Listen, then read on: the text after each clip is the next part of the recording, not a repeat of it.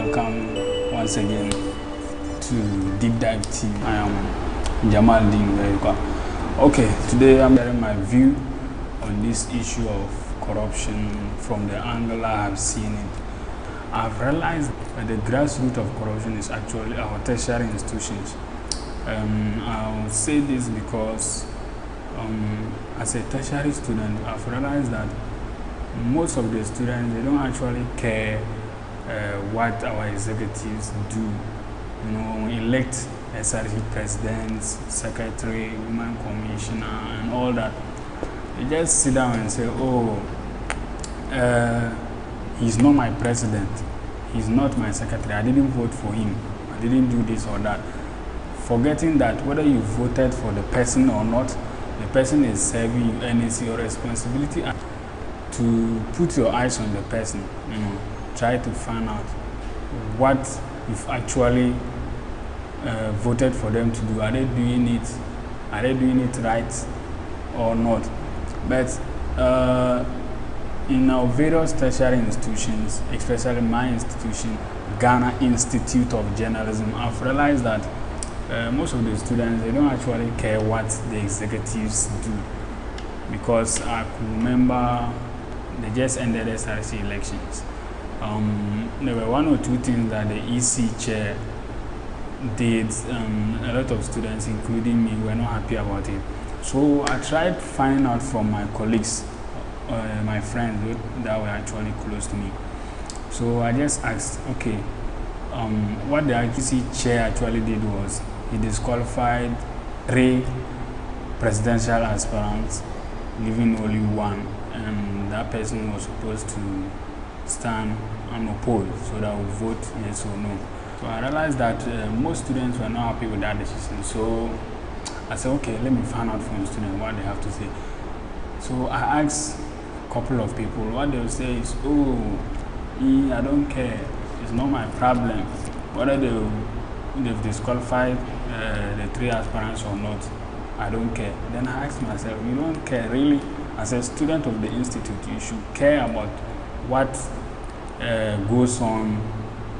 But they were like, they don't care. And I've actually sat down to think about it, and I realized that this is actually the behavior of quote and unquote the common citizen. Because even general elections, most of us just say, oh, me, I don't care whether this party wins or that party wins, it will not bring food to my table, it will not do me this and that, forgetting that if they should vote for the right person, it will be of benefit to you, and if the wrong person should win, it will come back to haunt you.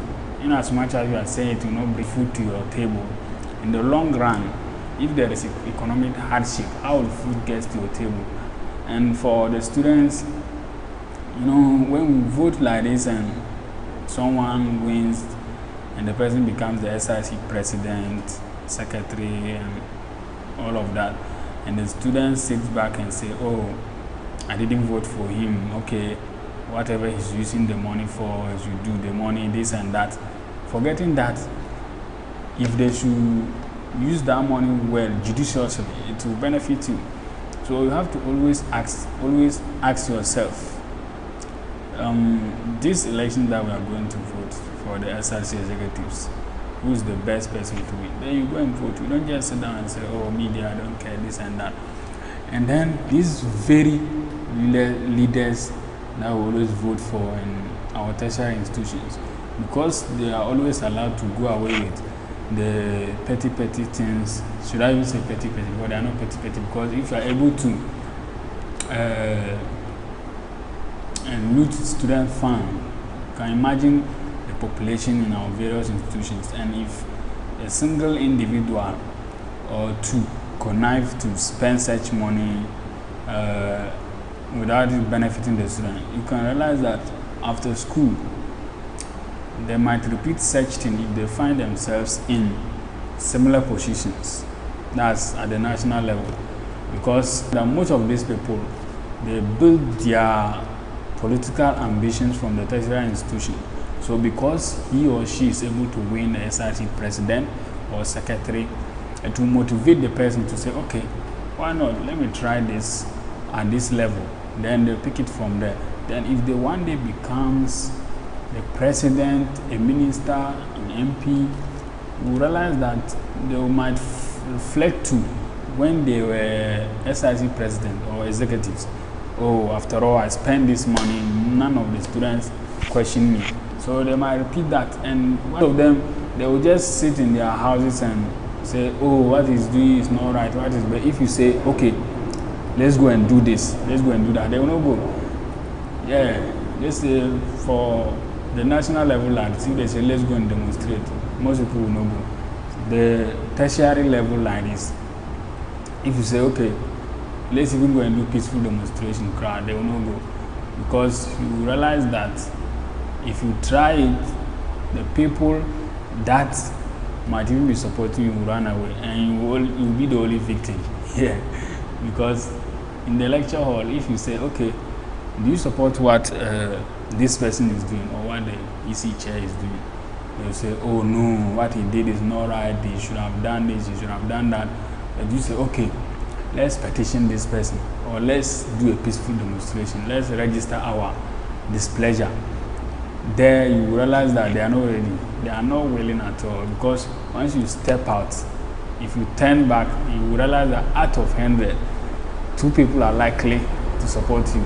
And that's the reason why most people will see the wrong thing and they'll just say, oh, well, I alone cannot fight it, so I'll let it go. And that has been the grassroots of corruption in our country, Ghana. Because bringing it down to our tertiary institutions, you know, you've had access to education, you know that this leader, he or she is supposed to do this and that, but the person didn't. And then you sit down there and say, oh, me, I don't care, he's not my president, she's not my president, this and that. Forgetting that at the long run, that might come back to haunt you. So what I'll just say is our tertiary institution students, you have to be up and doing. Always try to put the leaders on their toes. Ask them questions. You know, what did you use? You can walk to the president, you know, in as much as they might have proceeded to follow. That's the tertiary level. You can walk into the SIC president office and try to find out, ask them questions. You know, I have done that before, and I will continue as far as I still remain a student of Ghana Institute of Journalism. You know, just outgone SIC president. I went to him, I asked them a lot of questions. You know, what he has been able to do, what he intends doing, what he has used the money for, some things that he bought. You know, I asked him a lot of questions, and they try as much as possible to give me answers. You don't have to say, oh, me, I don't want to do this and that, so this person will see me as an enemy. No, nobody will see you as an enemy. You just have to ask your questions right and do them the right way. Yeah. So that's what I have to say concerning corruption in our country, Ghana. Yeah, please subscribe. You know, I'm just someone who loves sharing my ideas. I thought it was to bring it here so that, you know, people can have access to it, and also share your thoughts at the comment section. Please subscribe to keep me going. Yeah, once again, I am Jamaldeen Nguyayukwa, and you keep seeing this face as far as you pass by Deep Dive TV. Thank you for watching. Stay safe.